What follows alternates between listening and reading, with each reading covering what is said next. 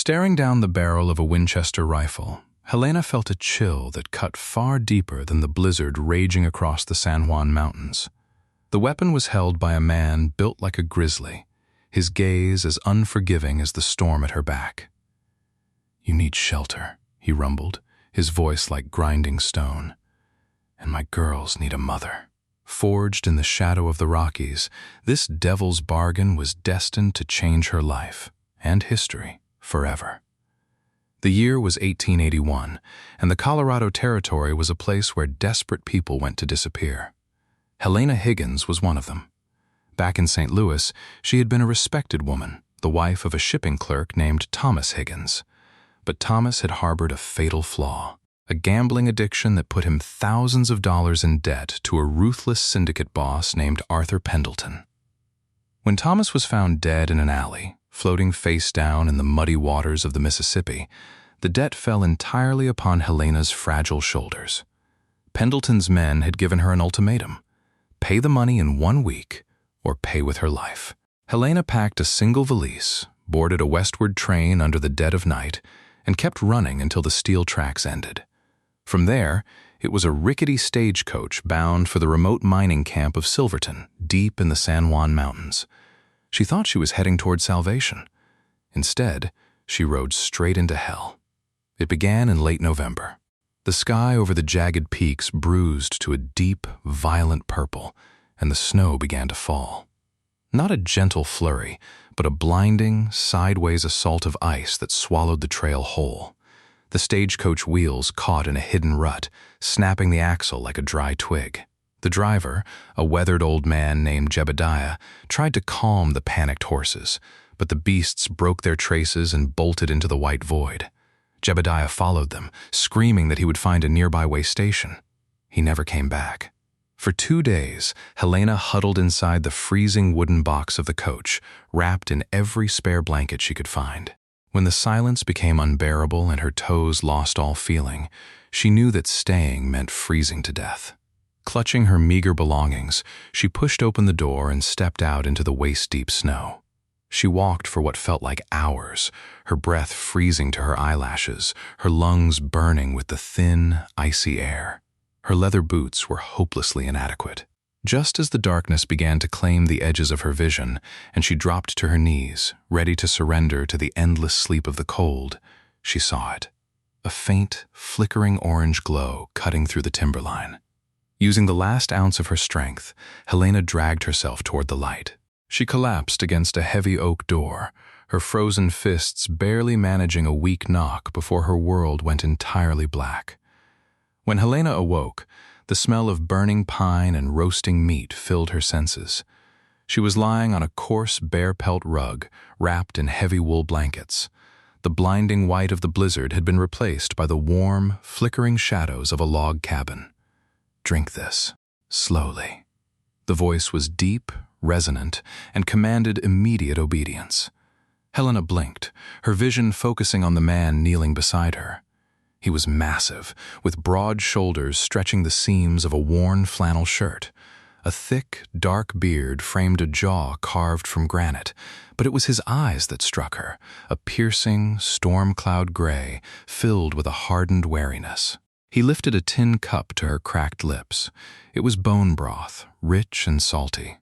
As she swallowed, she noticed 2 small faces peeking out from behind a heavy canvas curtain that divided the single-room cabin. 2 little girls, no older than 8 and 5, with tangled dark hair and wide, fearful eyes. Where am I?" Helena croaked, her throat raw. "High up on the ridge." 5 miles from the Silverton Pass," the man replied, setting the cup down. "Name's Jedediah Boone. I found you half buried outside my door. Another 10 minutes, and the wolves would have had you." Helena tried to sit up, a sharp pain shooting through her frost-bitten extremities. "I need to get to town. I have to catch another coach." Jedediah let out a low, humorless scoff. "Town? Lady, the pass is snowed in. It dropped 3 feet last night and it's still coming down. Nobody goes up or down this mountain until the spring thaw in April. You're stuck here." Panic seized Helena's chest. "April? "But I can't. I have no money. I have nowhere to go. I can't stay here for 5 months." Jedediah stood up, towering over her. He walked to the stone fireplace, grabbed an iron poker, and jabbed at the burning logs. The fire hissed and popped, casting long, dancing shadows across the rough-hewn walls. For a long moment, the only sound was the howling wind outside. "I buried my wife 2 winters ago," Jedediah said, his voice dropping an octave, stripped of any emotion. "Cholera took her in 3 days, left me alone with Hannah and little Mary." He gestured toward the girls, who quickly shrank back behind the curtain. "I can hunt, I can chop wood, I can keep the roof from caving in, but I can't raise daughters. Hannah hasn't spoken a single word since her mother died. Mary is running wild as a feral cat." He turned back to face Helena, leaning heavily on the iron poker. He looked at her not with lust or pity, but with the cold, calculating gaze of a survivor assessing a tool. "You have no money, no kin out here. If you go out in that snow, you'll die. If you stay here, you'll eat my winter stores, and I don't give charity to strangers." He took a slow step toward her. "But we have a problem we can solve together. You need shelter. You need food to survive the winter. And my girls need a mother." Helena's breath hitched. "What are you saying?" "I'm saying we make a bargain," Jedediah said bluntly. "You stay. You cook, you mend, and you teach my girls how to be civilized human beings. You act as a mother to them. In exchange, I keep you safe, warm, and fed until the mountain thaws. We share this cabin, but I won't touch you. It's a business arrangement." Helena stared at the giant of a man. The proposition was outrageous, scandalous by any standard of the society she had left behind. But society was 1,000 miles away, and out here, modesty didn't keep you warm. She looked at the canvas curtain. The edge of it pulled back slightly, and the younger girl, Mary, stared at her with desperate, hungry eyes. Arthur Pendleton's assassins were somewhere behind her. The deadly winter was all around her. This gruff, intimidating mountain man was her only lifeline. Helena pulled the heavy wool blanket tighter around her trembling shoulders. "And in the spring?" "In the spring," Jedediah said, his gray eyes locking onto hers, "you can walk away, or you can stay. We'll decide when the snow melts." She swallowed hard, the reality of her shattered life crashing down around her. She nodded slowly. "My name is Helena Higgins, and I accept your terms, Mr. Boone." The first month in the cabin was a brutal test of endurance. Helena quickly realized that Jedediah Boone was a man who lived entirely in silence. He woke before the sun, slipping out into the freezing dawn to check his trap lines or chop cordwood, and rarely returned before dusk. When he was inside, he spoke only in grunts or brief utilitarian commands. Helena's hands, once accustomed to embroidering fine silks in a St. Louis parlor, were quickly blistered by the heavy cast-iron skillets and cracked by the harsh lye soap she used to scrub the wooden floorboards. But the physical labor was nothing compared to the emotional wall she hit with the children. Mary, the 5-year-old, was fiercely protective of her older sister and viewed Helena as a hostile invader. If Helena tried to brush the child's matted hair, Mary would bite and scratch like a cornered badger. Hannah, the 8-year-old, was completely mute. She watched Helena's every move with wide, haunted eyes, trailing her like a silent ghost, but never responding to questions or gentle coaxing. One evening in mid-December, the tension boiled over. Helena was trying to mend a torn woolen shirt for Jedediah by the fire. She had spent hours boiling potatoes and venison for a stew, desperate to make something that tasted like a real home. When she set the wooden bowls on the rough-hewn table, Mary stubbornly crossed her arms. "I won't eat it," the little girl shouted. "It smells like dirt. I want my mama's stew." With a sudden, violent swipe of her arm, Mary knocked the bowl off the table.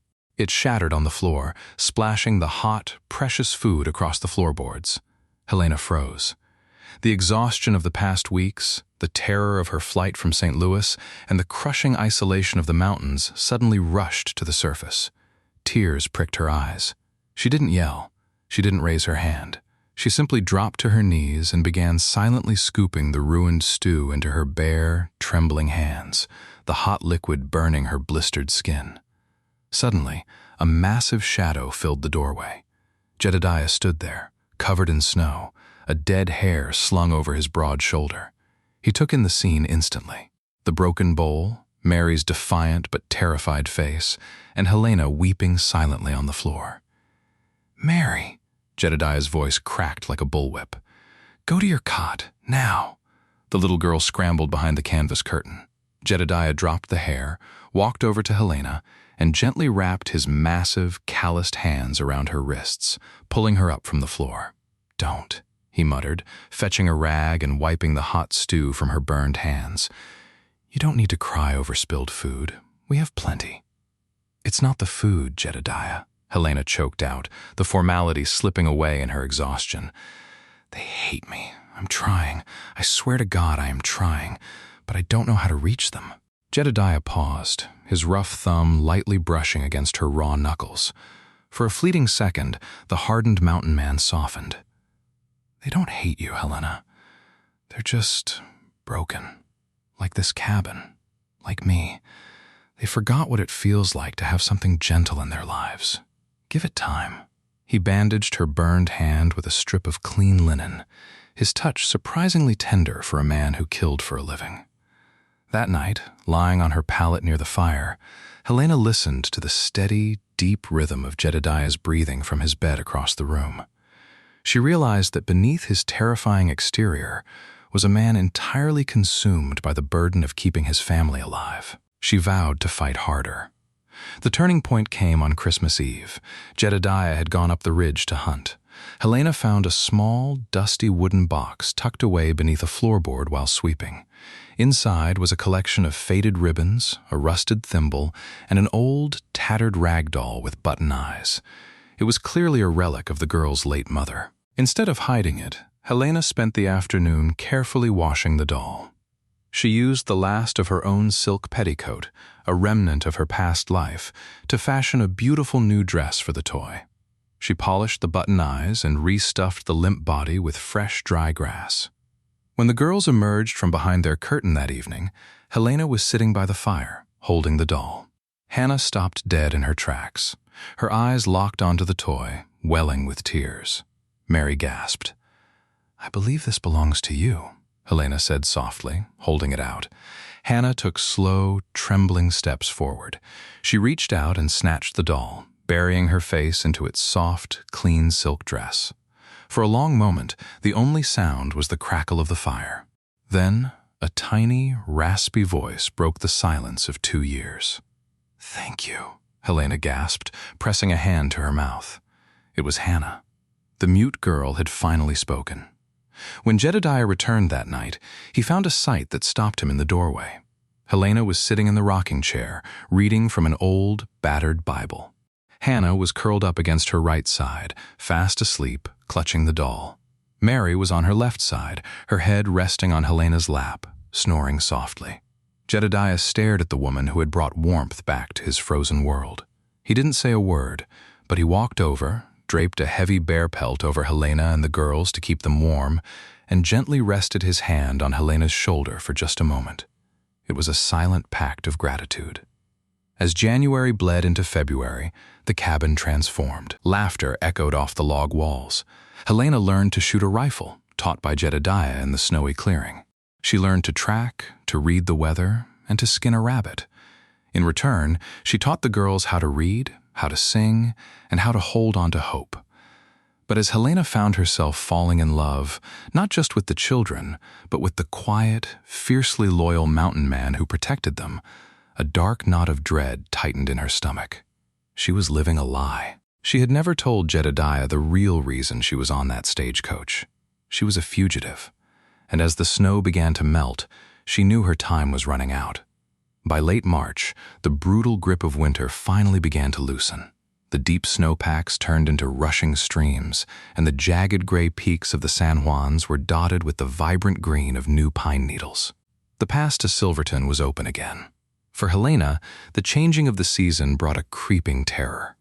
One crisp morning, Jedediah hitched his 2 draft mules to a small wagon. "We're low on flour, salt, and black powder, he told Helena, securing a heavy canvas tarp over his pelts. I have to ride down to the trading post in Durango. It's a 2-day trip there and back. Keep the rifle loaded. Keep the girls inside if you hear wolves. Helena's heart hammered against her ribs. Jedediah, please, be careful. The trails are muddy. He stopped, turning to look at her. The distance between them had closed significantly over the winter. He reached out, his rough hand gently tucking a stray lock of brown hair behind her ear. It was the most intimate gesture he had ever made toward her. I'll be back before sundown tomorrow, Helena, he said, his voice a low rumble that sent a shiver down her spine. I promise. She watched him ride down the mountain until he disappeared into the timberline, praying that the world outside had forgotten about her. But Arthur Pendleton did not forget debts. It was noon the following day. Helena was out back, hanging washed linens on a line stretched between 2 birch trees. The girls were inside, practicing their letters on a slate board. The air was peaceful, filled only with the sound of dripping snow and chirping jays. Then a twig snapped. It wasn't the light snap of a deer, but the heavy, deliberate crunch of a man's boot. Helena froze. She slowly turned her head. Standing at the edge of the clearing was a man. He was tall, dressed in a long, mud-splattered duster, with a bowler hat pulled low over his eyes. A silver pocket watch dangled from his vest, catching the midday sun. His face was scarred, his nose crooked from being broken too many times. It was Josiah Goggins, Pendleton's chief debt collector and tracker, a man notorious for burning down houses with families still inside if they owed his boss money. Helena's blood ran cold. The Winchester rifle was inside the cabin, leaning against the fireplace, 30 yards away. Well, Goggins drawled, spitting a wad of black tobacco into the pristine snow. I gotta admit, Mrs. Higgins, you lead a man on a hell of a chase. I tracked you to the stagecoach wreck back in November. Figured you were dead. But Boss Pendleton, he said, Goggins, until you bring me her head or my $5,000, you don't stop looking. And here you are, playing house in the dirt. I don't have his money, Helena whispered, her body trembling. Thomas lost it. I have nothing. That ain't my problem, lady, Goggins sneered, unholstering a heavy Colt revolver from his hip. He took a slow, menacing step forward. The boss wants an example made. Wives gotta know they carry their husband's debts. Goggins's eyes darted past Helena, landing on the cabin window. Mary's small face was pressed against the glass, watching the stranger. A cruel, yellow-toothed smile spread across Goggins's face. Looks like you picked up some stray pups. Maybe I'll take them down to St. Louis. Sell them to one of the orphanages down by the river. That might cover a few $100s of what you owe. No! Helena screamed. All fear vanished, replaced by a fierce, maternal rage. She lunged forward, grabbing a heavy wooden wash bucket, and swung it at Goggins's head. The heavy bucket struck his shoulder, knocking him off balance. Goggins roared in anger and backhanded Helena across the face with the heavy barrel of his revolver. She crashed to the muddy ground, her lips splitting open, copper tasting thick in her mouth. Goggins stood over her, cocking the hammer of the gun. Stupid bitch. I'm gonna make you watch while I drag those brats out here. You touch that door, a thunderous voice echoed through the clearing, and I'll blow a hole through you so big the devil himself will walk through it. Goggins spun around. Standing at the edge of the tree line was Jedediah. He had returned early. His mules were tied to a distant tree, and the massive mountain man had his Winchester rifle leveled directly at Goggins's chest. Jedediah's eyes were completely devoid of mercy. They were the eyes of a predator defending its den. Goggins laughed nervously, keeping his gun pointed down at Helena. Hold on now, mountain man. This ain't your fight. This woman is a thief and a fugitive. She owes a powerful man a lot of money. I'm just here to collect. Jedediah didn't blink. He didn't ask questions. He simply tightened his finger on the trigger. I'll give you to the count of 3 to drop the iron and ride off my mountain, Jedediah growled. 1. Goggins tightened his grip on his pistol. You kill me, and Pendleton sends 10 more men. You don't know who you're dealing with. 2. Panicking, Goggins raised his revolver, aiming it at Jedediah. Crack! The gunshot echoed off the mountain like a cannon blast. A flock of crows burst from the pine trees in a flurry of black feathers. Goggins stood completely still for a second. His pistol slipped from his hand, splashing into the mud. He looked down at the smoking, bloody hole in the center of his chest. His knees buckled, and he collapsed face first into the melting snow, dead before he took his next breath. Silence rushed back into the clearing, heavy and suffocating. Jedediah slowly lowered his rifle. He didn't look at the dead man. He looked at Helena, who was pushing herself up from the mud, blood pouring from her cut lip. Jedediah walked over to her. He didn't offer his hand to help her up this time. He looked down at her, his jaw clenched so tight the muscles in his neck strained. The warmth and trust that had built between them over the long winter was gone, replaced by a chilling betrayal. "He called you a fugitive," Jedediah said, his voice terrifyingly calm. "He said you owed $5,000 to a powerful man. He threatened to take my daughters." "Jedediah, please," Helena cried, tears mixing with the blood on her chin. "I was going to tell you. I was so scared." "You brought a killer to my home, Helena," Jedediah said, the name sounding like a curse in his mouth. "I let you in because I thought you were just a helpless woman caught in a storm. But you're a liar, and your lies almost cost my girls their lives." "I love them," Helena sobbed, reaching for his coat. "I love them, and I care for you. I would have died before letting him touch them." Jedediah stepped back, out of her reach. His gray eyes were harder than the winter ice. "Our bargain was for the winter," he said coldly. "The snow is melted. Pack your things. You're leaving on the morning stagecoach." He turned his back on her and walked into the cabin, shutting the heavy oak door behind him, leaving Helena alone in the mud with the body of her past and a future that had just been torn to shreds. The dawn brought no warmth to the San Juan Mountains, only a pale, bruised light that seeped through the cracks of the cabin walls. Helena packed her single valise in utter silence. Her hands, once soft and untouched by labor, were now calloused, scarred by lye soap and fire, yet they moved with a mechanical precision. She folded the few garments she possessed, leaving behind the heavy wool coat Jedediah had given her. It belonged to the mountain, just as he did. Behind the canvas curtain, she could hear the soft, muffled weeping of Mary. Hannah sat on the edge of her cot, her knuckles white as she gripped the rag doll Helena had restored. The silence that had once defined the cabin had returned, but this time it was heavy with grief. Helena closed her valise and stood. She walked to the curtain, pulling it back gently. "Mary, Hannah." Mary scrambled forward, burying her face into Helena's skirts, sobbing uncontrollably. "Don't go. Tell P.A. you're sorry. Tell him you won't do it again." Helena's heart shattered. She knelt, pressing a kiss to the crown of Mary's tangled dark hair. "I have to go, sweet girl. It isn't safe for you if I stay. But you remember what I taught you. You are strong, and you listen to your father." Hannah stepped forward. The older girl's eyes were dry, but they burned with an intensity that mirrored Jedediah's. She reached out, pressing the rag doll against Helena's chest. "Take her," Hannah whispered, her voice rough. "So you aren't alone in the dark." Tears finally spilled over Helena's eyelashes. She pushed the doll gently back into Hannah's hands. "She belongs here, Hannah, just like you do. Keep her safe for me." "Helena?" The deep baritone voice from the doorway made her flinch. Jedediah stood there, his face an impenetrable mask of granite.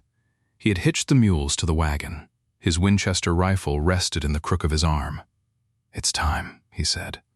The ride down the mountain was excruciating. The trail was slick with mud and melting snow, the wagon wheels sinking deep into the ruts. For 5 miles, neither of them spoke a word. Helena stared out at the towering pines, etching every branch and shadow into her memory. She knew she would never see this untamed paradise again. Jedediah kept his eyes locked on the trail ahead, his jaw tight. He was a man doing what he believed was necessary to protect his blood, excising a threat with the same cold pragmatism he used to amputate a frostbitten toe. When they finally reached Silverton, the mining camp was bustling with spring activity. Miners, prospectors, and merchants waded through the muddy streets. Jedediah pulled the wagon up to the stagecoach depot. A Concord coach bound for Denver was already being loaded. He climbed down, grabbed her valise, and tossed it to the baggage handler on the roof. Then he turned to Helena. He reached into his coat pocket and pulled out a leather coin purse, pressing it into her hand. "There's $40 in there," Jedediah said, his voice flat, devoid of the warmth they had shared by the fire. "It's enough for a ticket to Denver and room and board for a month while you find work. The debt is paid. We are square." Helena looked down at the heavy purse. She wanted to throw it at him. She wanted to scream, to shake him and make him realize that she had never intended to bring danger to his door. But as she looked into his storm-cloud eyes, she saw the impenetrable wall he had rebuilt around himself. "Thank you, Mr. Boone," she said formally, her voice trembling only slightly.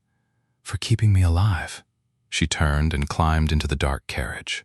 Jedediah didn't wait to watch her leave. He tipped his hat, turned on his heel, and walked away. As the stagecoach jolted forward, Helena peered out the small window to catch one last glimpse of his broad shoulders disappearing into the crowd. But as her eyes scanned the wooden boardwalk, her blood ran cold. Standing outside the saloon, rolling a cigarette with one hand, was a man in a tan bowler hat. Helena recognized him instantly from Thomas's secret meetings back in St. Louis. It was Clyde Miller, known in the underworld as the Hangman, Arthur Pendleton's most ruthless enforcer. Clyde wasn't looking at the stagecoach. He was showing a sketch to a passing miner, pointing up toward the mountain trail. Goggins hadn't acted alone. He was just the scout. An entire hunting party was in Silverton. Panic seized Helena's throat, but a sudden, fierce clarity washed over her. If she ran back to Jedediah, she would be leading an army of killers right to his daughters. The only way to protect the family she had come to love was to draw the wolves away. She slumped back against the leather seat as the coach rolled out of town, heading east. She was going to Denver, and she prayed she was leaving a loud enough trail for Clyde Miller to follow. 3 weeks later, the crisp, pine-scented air of the San Juans had been entirely replaced by the smog and coal smoke of Denver. The city was a sprawling, chaotic beast of brick and iron, overflowing with fortune seekers, cattle barons, and desperation.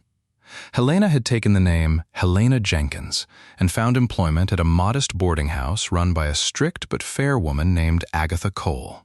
From dawn until dusk, Helena scrubbed floors, washed linens, and served stew to transient miners. It was back-breaking work, but it kept her hidden in plain sight. Every time the front door chimed, she flinched, expecting to see Arthur Pendleton's men standing in the foyer. She spent her nights in a tiny, windowless room under the stairs, clutching the $40 Jedediah had given her, untouched. It was her only anchor to the mountain, the only proof that she hadn't dreamed the entire winter. Hundreds of miles away, on the high ridge above Silverton, the cabin was dying. Without Helena, the life had drained out of the wooden walls.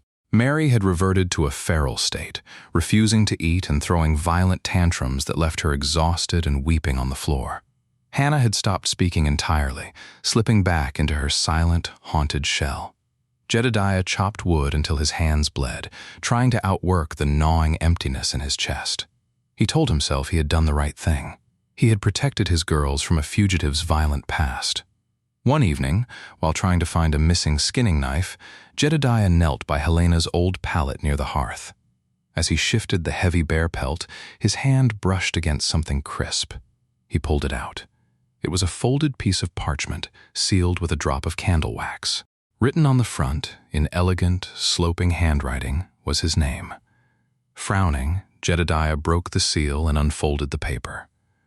"My dearest Jedediah, if you are reading this, it means the darkness of my past has finally caught up with me, and I am gone. I could not bring myself to tell you my shame, for fear you would cast me out into the snow before the winter broke. My husband, Thomas, was a weak man. He gambled away our livelihood to a monster named Arthur Pendleton.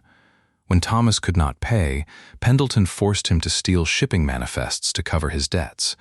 Thomas tried to confess to the authorities, and Pendleton had him drowned in the Mississippi River. The debt, $5,000, was transferred to me. Pendleton's men gave me 1 week to pay, or they would sell me to a brothel in New Orleans, or worse, put a bullet in my head. I did not steal. I did not cheat. I only ran to survive. I never meant to bring this danger to your sanctuary. These past months with you, Hannah, and Mary have been the only true peace I have ever known. I love your daughters as if they were my own flesh and blood, and, God forgive me, I have come to love you. If I am dead, do not mourn me. Just keep the girls safe. Tell them Helena loves them and that they are the brightest stars in this dark world. Forever yours, Helena. Jedediah stared at the letter, the words blurring as a heavy, crushing realization settled over him. She wasn't a criminal. She was a victim, a woman running for her life from monsters. And when a monster had shown up at his door, Helena had thrown herself between a loaded gun and his daughters. And I cast her out, Jedediah thought, the guilt hitting him like a physical blow to the stomach. I sent her away with $40 while the men hunting her were likely waiting at the bottom of the mountain. He stood up, his massive frame trembling with a sudden, explosive rage. Not at Helena, at himself, and at the men who were hunting her. "Hannah!" Jedediah barked, his voice echoing in the silent cabin. The girl peeked out from the curtain. "Pack your things, yours and Mary's," he commanded, moving swiftly to the corner to grab his saddlebags. "We are riding down to Widow Campbell's farm in the valley. You'll stay with her for a few days." Hannah's eyes widened. She stepped out, clutching her rag doll. "PA? Where are you going?" Jedediah began stuffing ammunition, dried meat, and his heaviest revolvers into the bags. He picked up his Winchester, jacking the lever to ensure a round was chambered. His storm cloud eyes were darker than they had ever been, burning with a dangerous, lethal fire. "I'm going to Denver," Jedediah said softly. "I have to bring your mother home." The storm broke in Denver on a Tuesday evening. The rain fell in sheets, turning the city streets into rivers of black mud. Helena was in the parlor of Mrs. Cole's boarding house, lighting the kerosene lamps. The house was empty. The boarders were either at the saloons or asleep upstairs. Suddenly, the heavy oak front door slammed open, the wind howling through the corridor. Helena spun around, dropping the matchstick. 3 men stepped into the parlor, their long dusters dripping with rain. 2 of them were hired guns, their faces obscured by the shadows of their hats. But the man in the center stepped into the lamplight. He was impeccably dressed in a tailored charcoal suit, a gold watch chain draped across his vest. He had silver hair slicked back and a smile that didn't reach his cold, dead eyes. Arthur Pendleton. He had come himself. "Good evening, Mrs. Higgins," Pendleton said, his voice as smooth as velvet and twice as venomous. "You are an incredibly difficult woman to find. I must say, the mountain air has done wonders for your complexion. Though I hear from Mr. Miller that my man Goggins met an unfortunate end in those mountains." Helena backed up slowly until her spine hit the brick fireplace. She looked around desperately, but there was no weapon in sight. "Arthur, please, I have no money." "It stopped being about the money the moment you ran, Helena," Pendleton sighed, unbuttoning his suit jacket. "It became about the principle. If my associates see that a clerk's wife can abscond with a $5,000 debt and live happily in Denver, they might get ideas. Order must be maintained." He nodded to the 2 armed men beside him. "Take her out back to the alley. Make it slow. I want the neighbors to hear what happens when you steal from me." The 2 men drew their revolvers and stepped forward, their boots thudding against the wooden floorboards. Helena closed her eyes, her heart hammering against her ribs like a trapped bird. She thought of Hannah's quiet strength. She thought of Mary's fierce hugs. She thought of Jedediah's rough, protective hands. If this was the end, she would face it with the bravery she had learned on the mountain. "You don't want to do that," a voice rumbled from the shadows of the open doorway. Pendleton and his men spun around, raising their guns. Standing in the threshold, soaked to the bone in the pouring rain, was Jedediah Boone. Water dripped from the brim of his hat, pooling on the floorboards. In his massive hands, he held his Winchester rifle, leveled squarely at Arthur Pendleton's chest. He looked less like a man and more like an avenging force of nature, summoned straight from the jagged peaks of the Rockies. "I don't know who you are, friend," Pendleton sneered, though a flicker of uncertainty crossed his face. "But this is a private business matter. Walk away before you get yourself killed." Jedediah didn't flinch. His eyes locked onto Helena, seeing the terror in her face, and then snapped back to Pendleton. "She's my business now," Jedediah growled, his thumb slowly pulling back the heavy hammer of the rifle. The metallic click echoed like a death knell in the quiet room. "And I'm canceling her debt." The silence that followed Jedediah's dehelination was tighter than a drawn bowstring. The only sound in the boarding house parlor was the torrential rain lashing against the window panes and the slow, deliberate intake of Arthur Pendleton's breath. "Kill him," Pendleton ordered smoothly, stepping back into the shadows. The two hired guns went for their holsters, but they were city men, accustomed to intimidating unarmed debtors in back alleys. They had never faced a man who hunted apex predators in the frozen wilderness for a living. Jedediah didn't just pull the trigger. He moved with terrifying, fluid speed. The Winchester roared, spitting a tongue of yellow flame into the dim room. The deafening crack of the rifle shot shattered the glass of the kerosene lamp on the nearby table. The first thug was thrown backward, his chest caved in by the heavy .44 caliber slug, dead before his boots scraped the floorboards. The second gunman managed to clear leather, firing a panicked shot. The bullet grazed Jedediah's left shoulder, tearing through his heavy woolen coat and biting into the flesh. But the giant of a man didn't even flinch. He jacked the lever of the Winchester, the spent brass casing spinning through the air, and fired again. The second thug crumpled, clutching his shattered knee, screaming in agony. Pendleton, his polished veneer completely shattered, panicked. He drew a silver-plated derringer from his vest pocket and lunged toward Helena, intent on using her as a human shield. But Helena was no longer the terrified socialite who had fled St. Louis. She had survived the brutal Colorado winter. She had chopped wood until her hands bled and fought off a debt collector with a wash bucket. As Pendleton reached for her throat, Helena dropped to her knees, grabbed the heavy iron fire poker from the hearth, and swung it upward with all her might. The iron bar caught Pendleton squarely on the wrist. Bone snapped with a sickening crunch. Pendleton shrieked, dropping the derringer as his hand hung at a gruesome angle. Before the crime boss could recover, a massive hand clamped onto the back of his tailored neck. Jedediah lifted Pendleton entirely off his feet and hurled him across the parlor. Pendleton crashed into Mrs. Cole's upright piano, the keys erupting in a chaotic, discordant crash of ivory and wire. Jedediah tossed the empty rifle aside and drew his heavy Colt revolver, advancing on the groaning crime boss. His storm cloud eyes were pitch black with murderous intent. He cocked the hammer, pressing the hot barrel directly against Pendleton's slick, silver hair. "Jedediah, stop!" Helena screamed, her voice cracking over the ringing in her ears. Jedediah froze, his finger vibrating on the trigger. His chest heaved as he looked over his shoulder at Helena. "Don't kill him," Helena pleaded, stepping over the groaning thug on the floor. Her hands were trembling, but her voice was resolute. "If you shoot him in cold blood in the middle of Denver, you'll hang. And Hannah and Mary will have no one. He isn't worth your life. He isn't worth ours." Jedediah stared at her, the feral rage slowly draining from his face, replaced by a profound, agonizing relief at the sight of her standing there, alive and unharmed. He slowly lowered the hammer of the Colt, though he kept the barrel aimed at Pendleton's chest. Suddenly, the front door burst open again. A group of men in heavy canvas dusters stormed into the boarding house, badges gleaming on their chests in the flickering lamplight. At the front of the pack was a man with a stern, weathered face and a sweeping mustache, United States Marshal David Cook, head of the renowned Rocky Mountain Detective Association. "Drop the iron, mountain man!" Marshal Cook bellowed, his deputies leveling shotguns at the room. Jedediah calmly uncocked his revolver and set it on a side table. He raised his hands, his eyes never leaving Helena. Marshal Cook took in the bloody scene.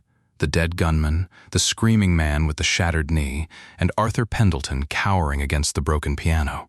The marshal let out a low whistle. "Well, I'll be damned," Cook said, tipping his hat back. "We've been tracking Arthur Pendleton's syndicate across 3 state lines for mail fraud, extortion, and murder. We got a tip from a telegraph operator in Durango that Pendleton's chief enforcers were heading up to the San Juans, and we followed the trail here." Cook looked at Helena. "Are you Helena Higgins?" "I am," she said, her voice shaking. "Your husband, Thomas, wasn't just a gambler, ma'am. the marshal explained, signaling for his deputies to haul Pendleton to his feet in irons.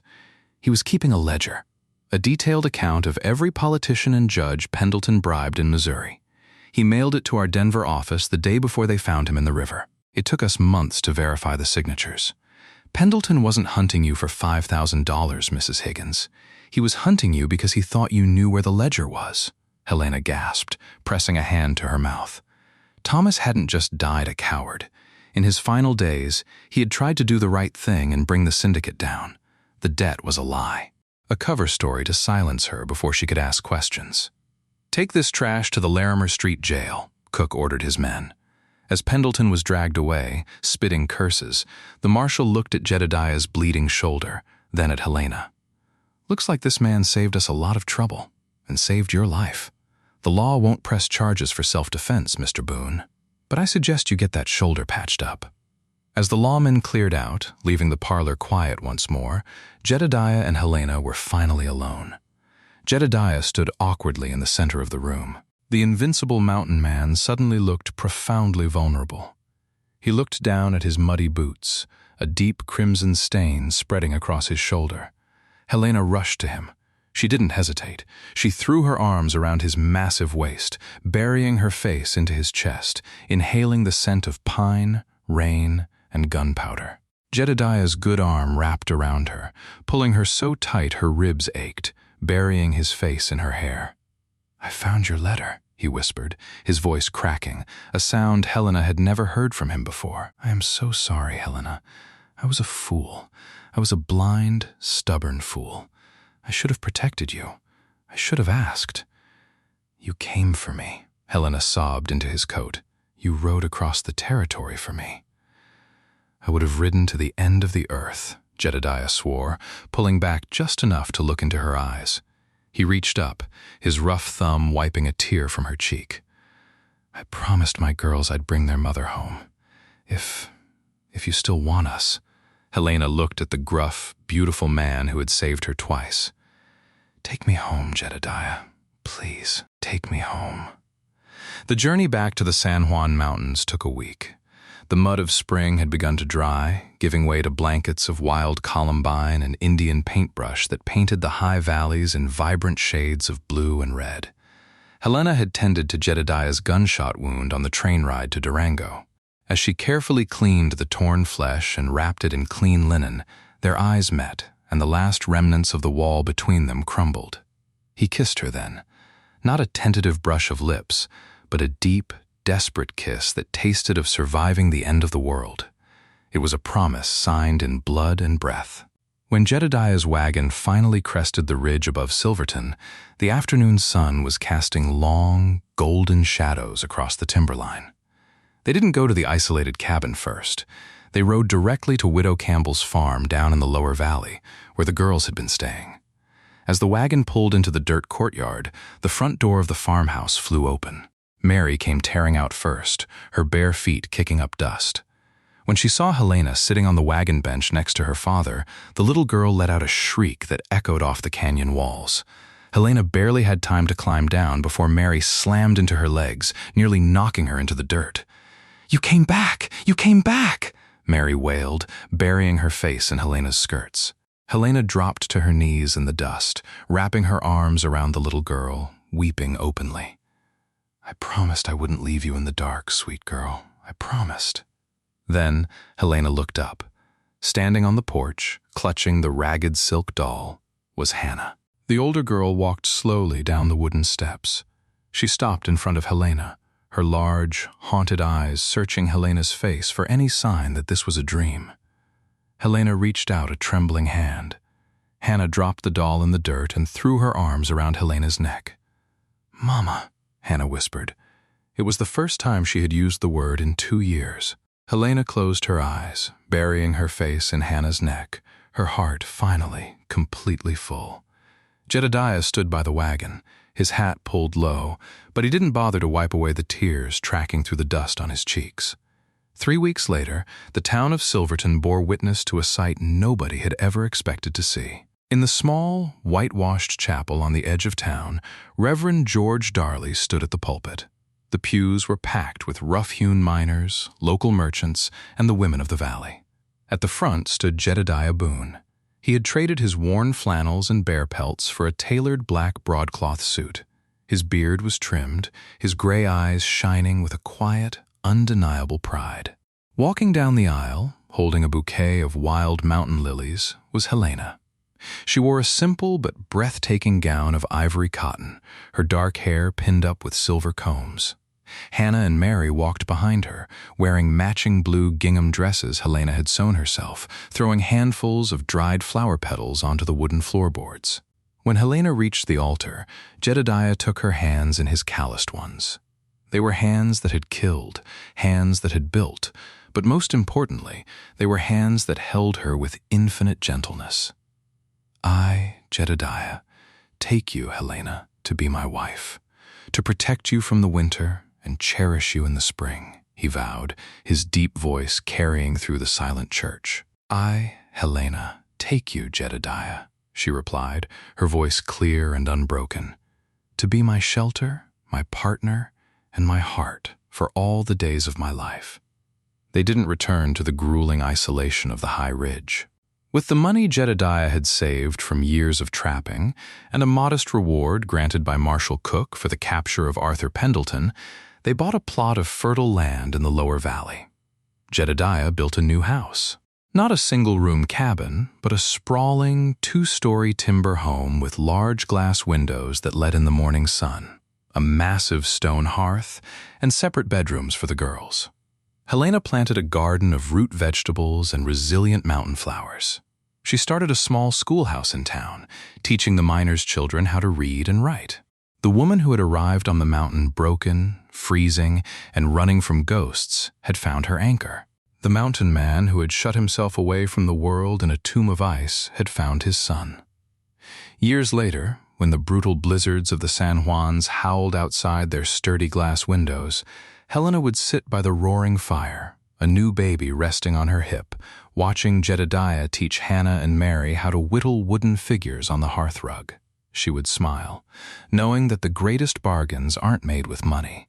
They are made with trust, forged in the fires of adversity, and bound by a love that not even the deadliest winter could freeze. Helena and Jedediah's story proves that sometimes the most beautiful chapters of our lives begin in the darkest storms. From a desperate bargain in a freezing cabin to a love that brought down a criminal empire, they showed that true family is forged in fire and faith. What would you have done in Helena's shoes? Would you have braved the winter or taken your chances in the snow? Let me know your thoughts down below. If you loved this Wild West romance, please like this video, share it with your friends, and subscribe for more incredible historical dramas. See you in the next one.